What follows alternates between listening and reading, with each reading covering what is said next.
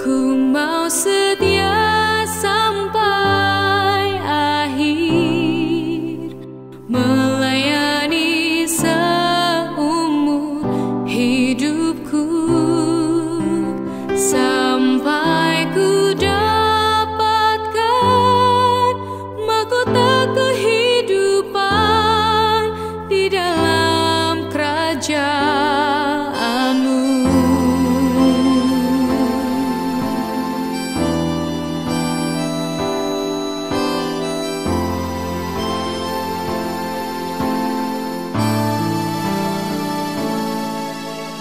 Ku bersyukur Kau memilih. Terima kasih buat rekan-rekan partner semuanya, rela tinggalkan kesibukan, aktivitas, hanya jauh-jauh datang ke Cikunir untuk apa? Belajar firman Tuhan, belajar berjumpa dengan Tuhan. Dan ini merupakan salah satu bukti kita mengucap syukur. Setiap hari kita semakin bersyukur, karena kita nggak bisa kasih apa-apa buat Tuhan. Kebaikan-kebaikan Tuhan yang dilimpahkan buat kita, Tuhan itu nggak pernah menghitung. Bahkan tak ada satu manusia yang ada di muka bumi ini yang punya kemampuan, punya kuasa menghitung kebaikan-kebaikan Allah. Saya mau tanya, adakah di sini yang mampu menghitung kebaikan Allah dalam satu hari? Ada di sini yang punya kuasa menghitung kebaikan Tuhan? Tidak ada. Sepintar apapun kita, sehebat apapun kita, secerdas apapun kita, bahkan kita mau sekolah tinggi sampai dimanapun juga, kita nggak akan pernah mampu menghitung kebaikan-kebaikan Allah. Berkat-berkat Allah, anugerah yang Dia limpahkan buat kita itu dengan cuma-cuma. Dan hanya bisa kita lakukan adalah mengucap syukur. Dan salah satunya adalah kita hadir di dalam setiap pertemuan-pertemuan ibadah raya, baik pertemuan-pertemuan ibadah pemuritan. Nah, itu merupakan bukti kita bersyukur sama Tuhan. Lukas pasal yang ke-8 ayat yang ke-10, seperti tadi yang saya kirim di WA ya. Malam hari ini kita mau belajar untuk menjadi seorang murid yang cerdas, yang mengenali situasi atau kondisi tanah hati kita. Karena apa? Situasi atau kondisi tanah hati kita itu sangat menentukan buah apa yang akan kita hasilkan, yang akan menuntun kita di tahun 2024. Mari Bapak Ibu Saudara sama-sama kita baca Alkitab kita di dalam Lukas pasal yang ke-8 ayat yang ke-10. Demikian firman Tuhan, sama-sama kita baca.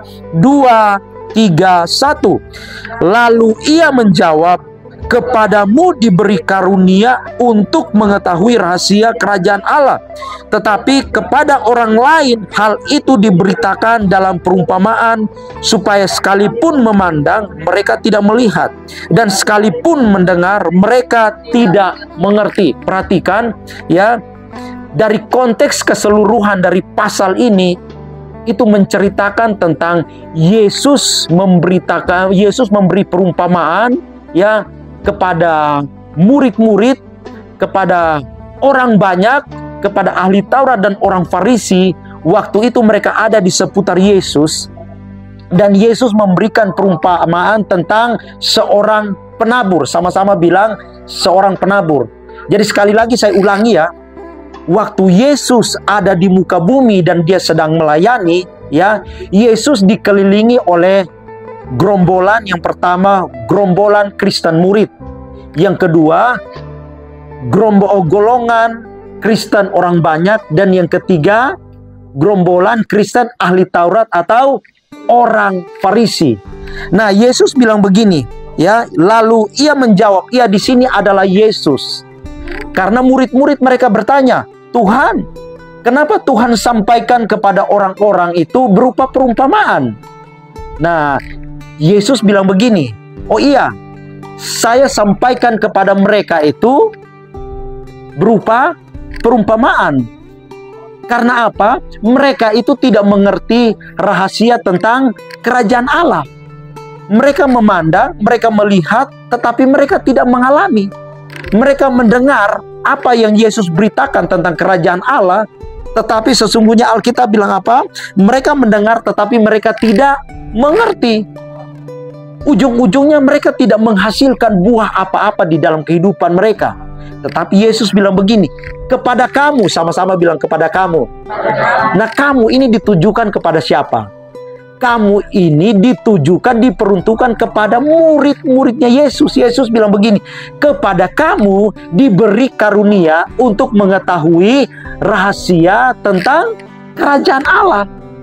Jadi saya simpulkan begini, bahwa tidak semua orang yang beragama Kristen diberi karunia untuk mengetahui rahasia tentang kerajaan Allah.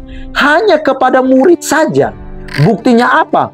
Buktinya hari-hari ini banyak orang bergereja, ya, banyak orang hadir di kebaktian-kebaktian ibadah, tetapi mereka tidak menghasilkan buah apa-apa.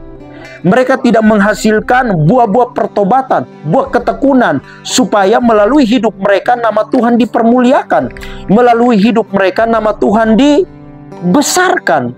Hari-hari ini banyak orang yang mengaku bahwa mereka beragama Kristen. Mereka mendengar firman, tetapi Alkitab bilang mereka tidak mengerti.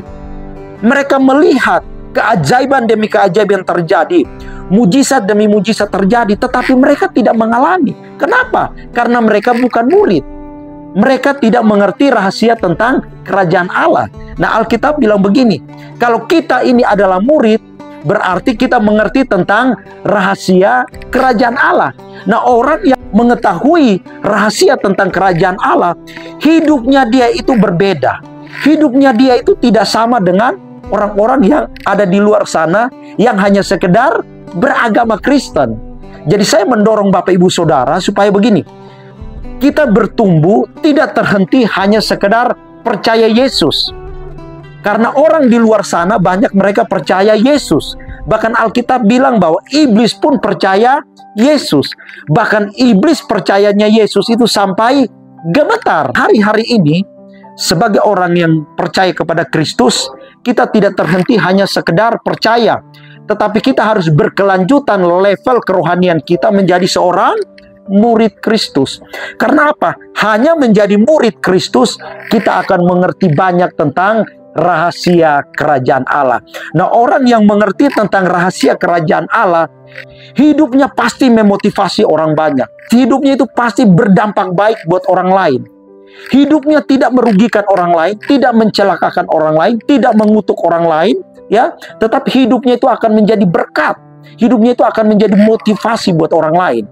Jadi saya mendorong Bapak Ibu Saudara supaya di tahun 2024 ini kita harus mengenali kondisi tanah hati kita. Di sini dijelaskan dari ayat sebelumnya, Tuhan memberikan perumpamaan. Firman itu ditabur, tetapi firman itu akan jatuh di jenis tanah. Yang pertama itu adalah tanah di pinggir jalan. Yang kedua jenis tanah itu adalah tanah yang berbatu. Yang ketiga adalah jenis tanah yang ditumbuhi oleh semak duri. Dan yang keempat jenis tanah adalah tanah yang baik, tanah yang subur. Nah, tanah yang baik, tanah yang subur, ya, itu akan menghasilkan buah. Dan buah yang dihasilkan itu sampai berlipat kali ganda, sampai 100 lipat kali ganda. Nah, itu bukan berbicara tentang uang, bukan berbicara tentang materi. Sekali lagi ya, berlipat kali ganda buah itu bukan berbicara tentang uang atau materi. Jadi kita kasih ke gereja 10.000, nanti kita akan mendapatkan balasan 100 kali lipat. Kalau 100 kali lipat dari 10.000 berapa? 1 juta. Nah, itu yang diajarkan oleh gereja-gereja yang pengenalan, tingkat pengenalannya itu sangat dangkal. Sekali lagi ya, menghasilkan buah 100 kali lipat itu bicara tentang pengertian kita tentang kerajaan Allah. Orang yang mengerti akan dibuat Tuhan semakin mengerti. Orang yang haus tentang kebenaran akan dibuat Tuhan akan semakin haus. Haus lagi, lapar lagi, rindu lagi. Dia yang mengerti akan semakin bertambah mengerti tentang apa? Rahasia kerajaan Allah. Jadi yang Yesus rindukan, sama-sama bilang Yesus rindukan, ya. Yang Yesus rindukan adalah kita bertumbuh menjadi seorang murid Kristus. Amin. Nah, malam hari ini kita mau belajar untuk mengenali kita menjadi murid Kristus yang cerdas. Kita mau belajar untuk evaluasi diri. Kita mau belajar untuk koreksi diri.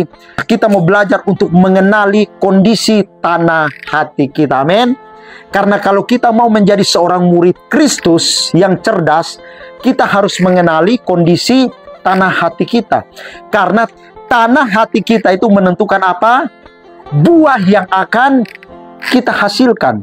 Apakah itu adalah buah-buah pertobatan yang menjadi berkat buat orang lain dan mempermuliakan nama Tuhan?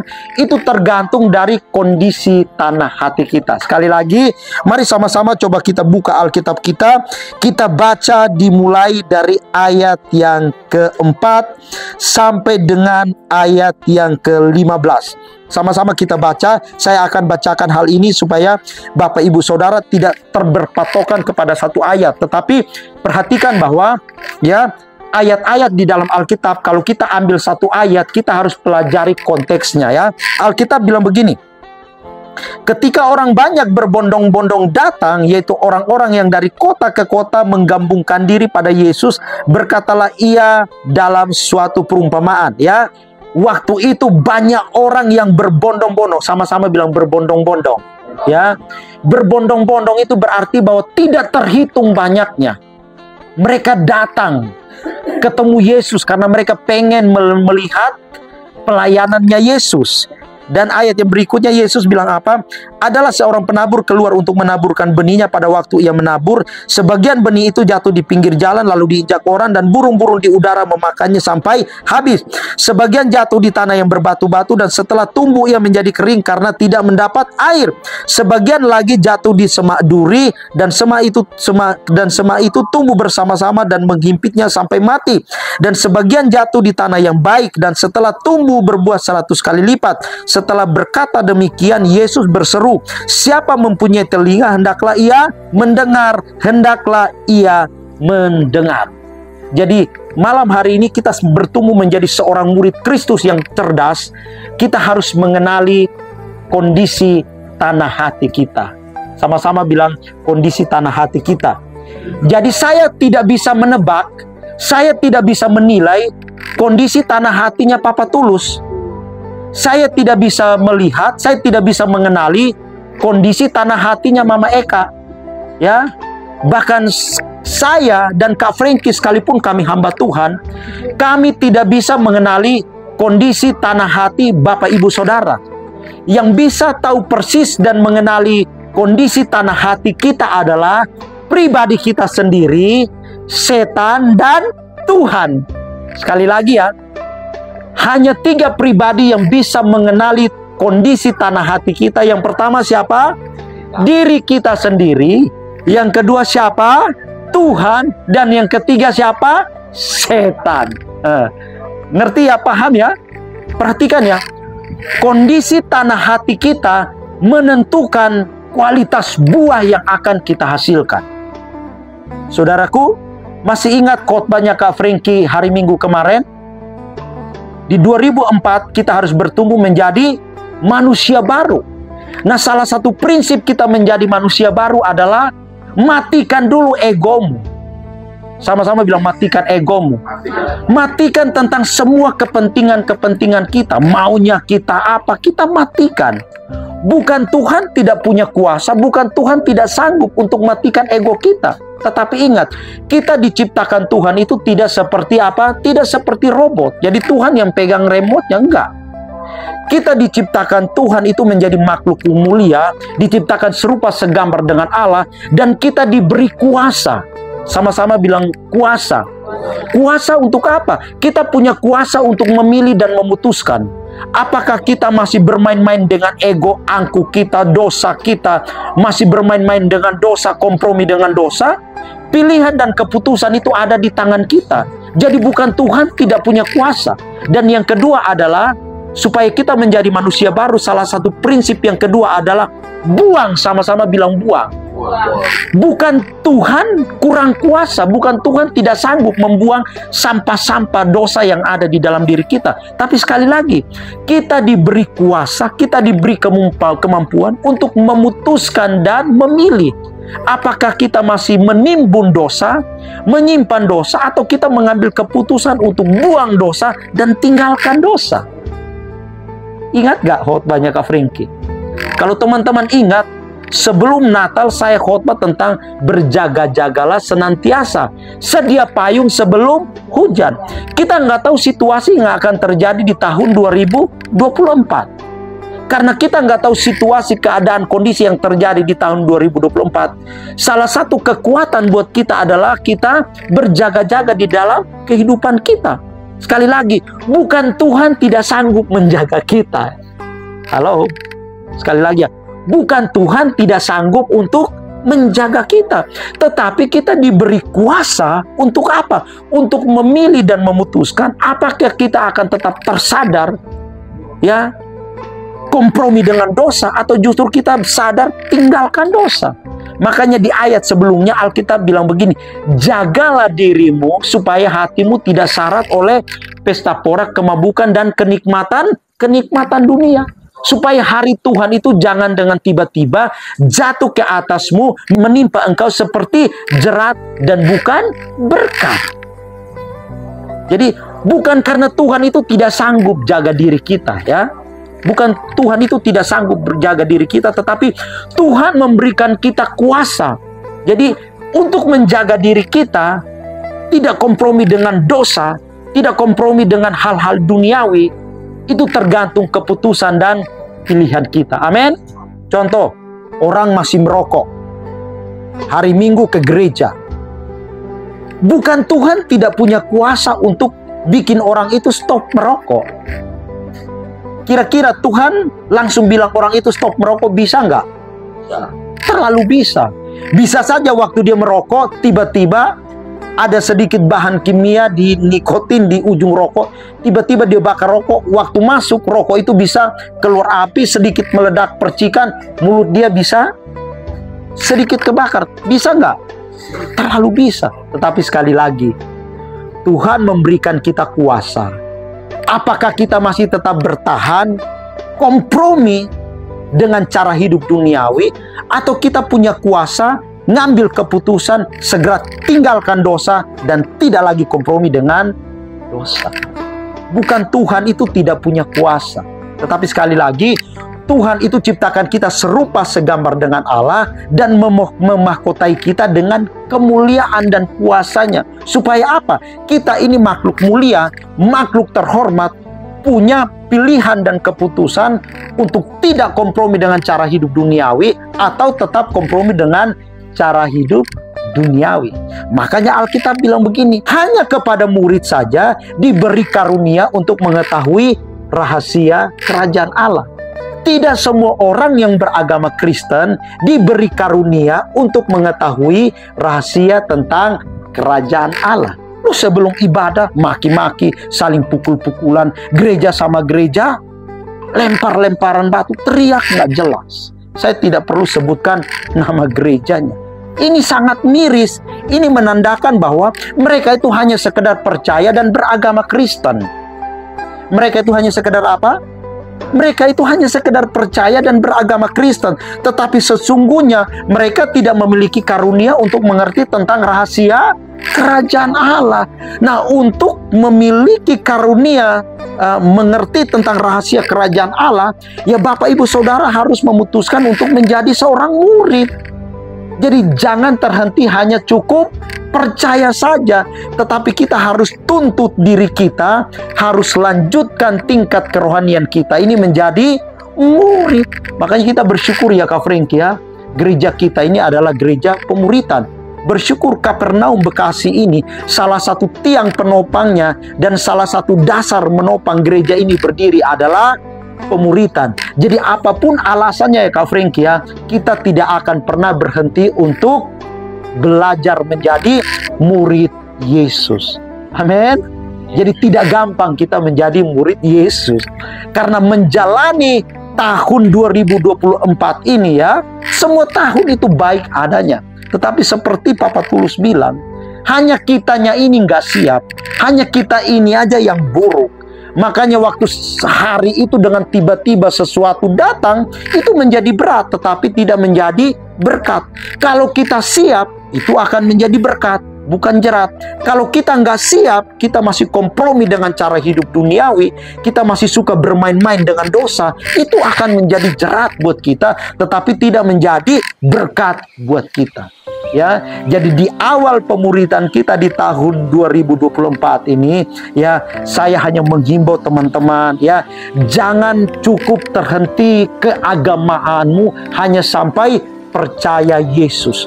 Karena banyak orang di luar sana percaya Yesus, bahkan iblis pun percaya Yesus sampai gemetar. Kenapa gemetar? Karena dia tahu bahwa Yesus itu adalah hakim yang adil, pemilik segala sesuatu. Dia punya hak untuk mengambil keputusan kamu masuk neraka atau surga, dan iblis tahu tentang hal itu.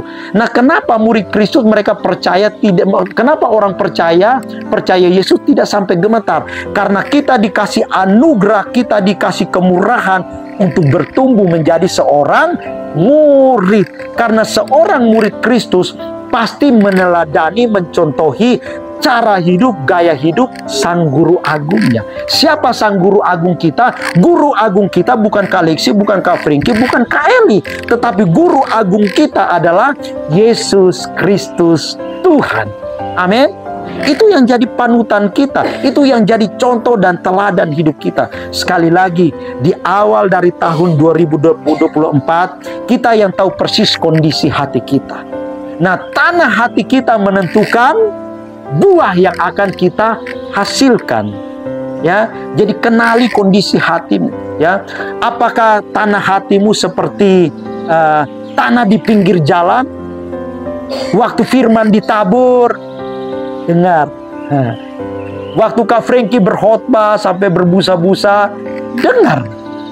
Tapi setelah itu datanglah burung, datanglah masalah, himpitan, keadaan, situasi, kondisi, persoalan, pergumulan. Hilang semua firman yang dikhotbahkan oleh Kak Frankie. Berbusa-busa lagi Kak Frankie. Ya, hilang dalam sekejap. Waktu di gereja kita dengar firman, amin, yes, kita kuat. Tapi waktu kita kembali keluar gereja, lihat situasi, keadaan, kondisi, hilang itu firman. Nah, itu adalah ciri khas orang yang punya kondisi tanah hati seperti hatinya dia seperti apa? Tanah hati pinggir jalan. Tanah hati yang berbatu-batu itu Alkitab bilang apa? Alkitab bilang yang berbatu-batu itu seperti apa? Adakah seorang penabur keluar untuk menaburkan benih? Pada waktu ia menabur, sebagian benih itu jatuh di pinggir jalan. Ciri-cirinya lalu diinjak orang dan burung-burung di udara memakannya sampai habis. Sebagian lagi jatuh di tanah yang berbatu-batu, dan setelah tumbuh ia menjadi kering karena tidak mendapat air. Jadi perhatikan, yang pertama itu kita dengar firman. Waktu kita dengar firman itu kita bersemangat, yes, amin, luar biasa Kak Frankie, dahsyat, luar biasa, khotbahnya ya, pas firman ini buat saya. Tapi waktu pulang, kembali lihat situasi, keadaan, kondisi, hilang. Kira-kira siapa yang ada di posisi itu? Puji Tuhan, jujur. Yang kedua, kondisi tanah hati kita seperti tanah yang berbatu-batu. Dengar firman sih, dengar firman. Pulang, masih ingat firman. Firman itu bertumbuh, tetapi tidak mendapatkan pasokan air. Tahu nggak pasokan air itu apa? Saudara tahu, ingat, Yesus itu adalah sumber mata air kehidupan.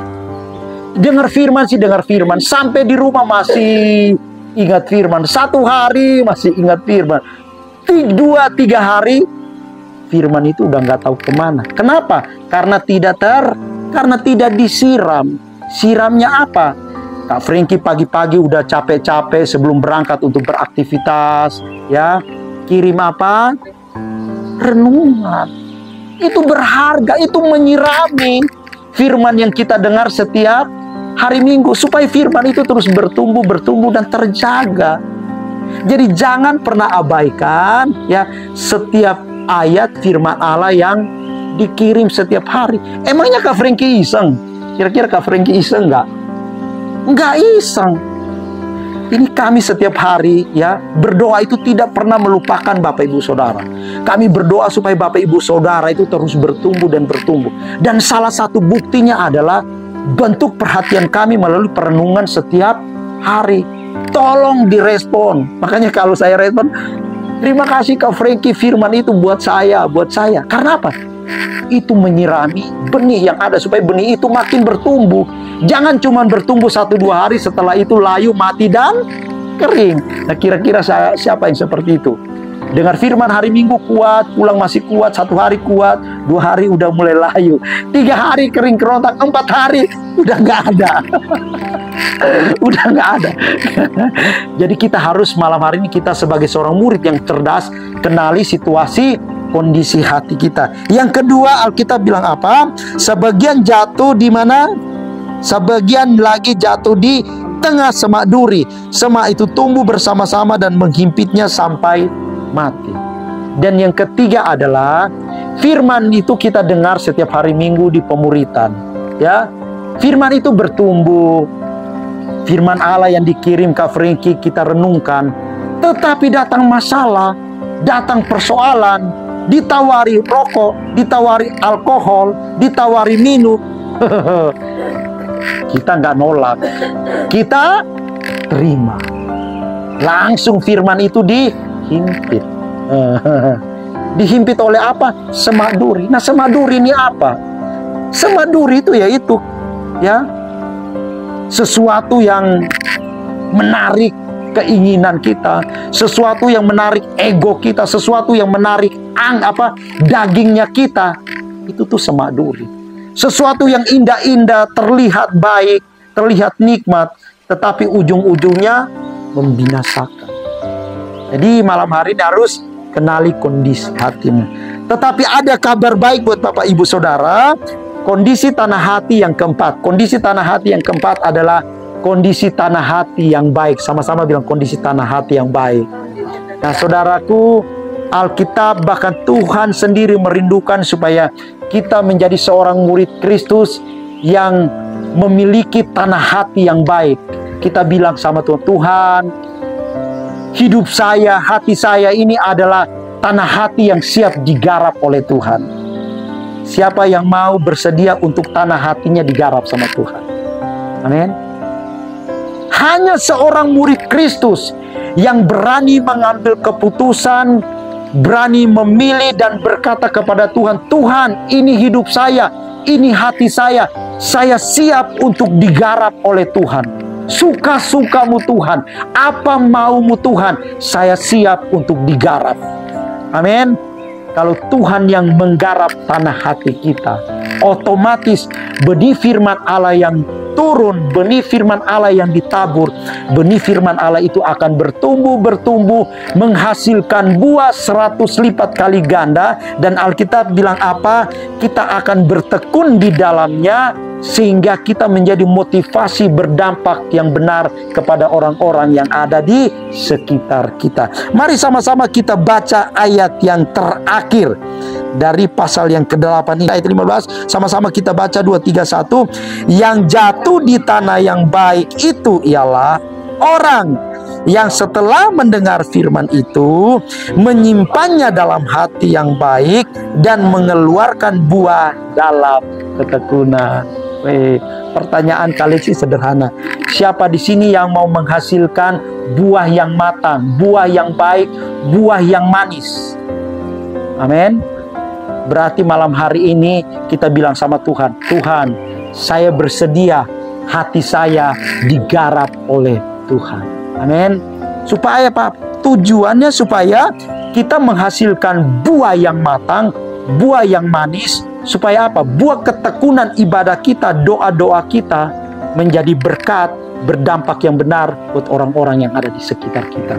Tidak mencelakakan orang lain, tidak merugikan orang lain, tetapi justru memotivasi dan menguntungkan orang-orang yang ada di sekitar kita. Nah, Alkitab bilang apa? Alkitab hanya bilang begini, setelah mendengar firman itu, simpanlah firman itu baik-baik di dalam hatimu. Amin. Jadi yang kita simpan itu apa? Sekali lagi, yang kita simpan itu apa? Kalau bukan firman, kata Kak Frankie waktu itu, kalau mau menjadi manusia baru di tahun 2024, buang.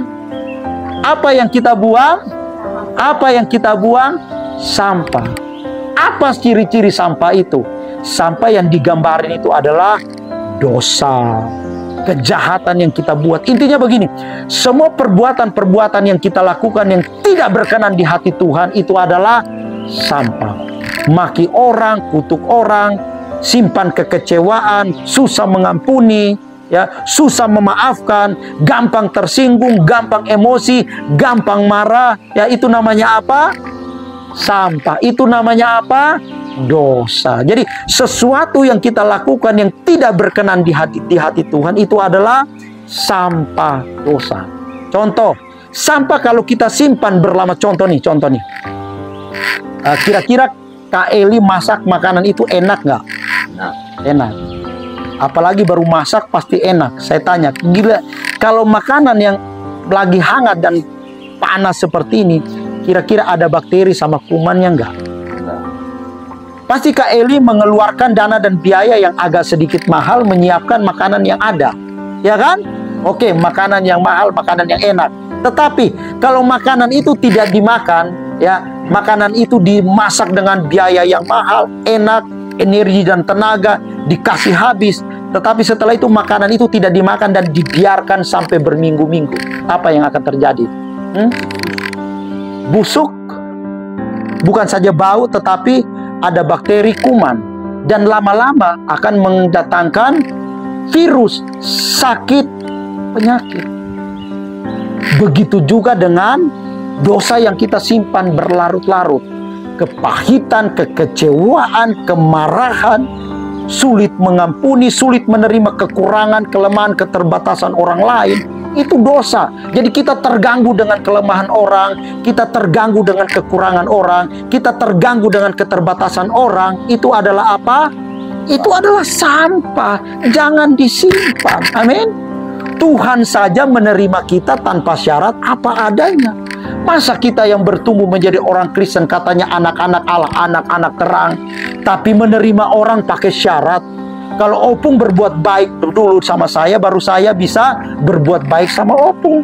Kalau Papa Joseph berbuat baik sama saya, menghormati saya, baru saya balik menghormati dan berbuat baik. Apa bedanya kita dengan orang dunia? Justru kita adalah anak-anak terang, anak-anak Allah. Kita harus mampu menerima kekurangan, kelemahan, keterbatasan orang yang ada di sekitar kita. Terlebih orang-orang terdekat kita, yang sering bikin kita kesel dan jengkel. Amin. Karena kita ini murid, anak-anak terang, anak-anaknya Bapak Surgawi, berarti kita harus mampu menerima kekurangan, keterbatasan, kelemahan orang yang ada di dekat kita, orang terdekat kita. Jengkelin sih iya, keselin sih iya. Bukan cuma 1 minggu 1 kali jengkelin kita, tetapi setiap hari, setiap waktu. Nah, kita harus memiliki kemampuan untuk menerima mereka. Itu tandanya kita adalah seorang murid Kristus, dikaruniakan rahasia untuk mengerti tentang kerajaan Allah. Kita menjadi murid Kristus yang cerdas, menghasilkan buah ketekunan, sehingga buah ketekunan kita itu menjadi berkat, berdampak benar buat orang-orang yang ada di sekitar kita. Selamat malam, selamat menjalani tahun 2024. Ya, dengan hari-hari yang penuh dengan misteri. Kita nggak tahu apa yang akan terjadi, tetapi pastikan bahwa kalau kondisi tanah hati kita baik, benih firman Allah itu terus bertumbuh. Benih firman Allah itu yang akan menjadikan hidup kita berkualitas. Benih firman Allah itu yang menjadikan hidup kita kuat menghadapi situasi keadaan yang sama sekali tidak bersahabat dengan kita. Selamat malam, God bless you. Tuhan Yesus berkati kita semuanya. Amin.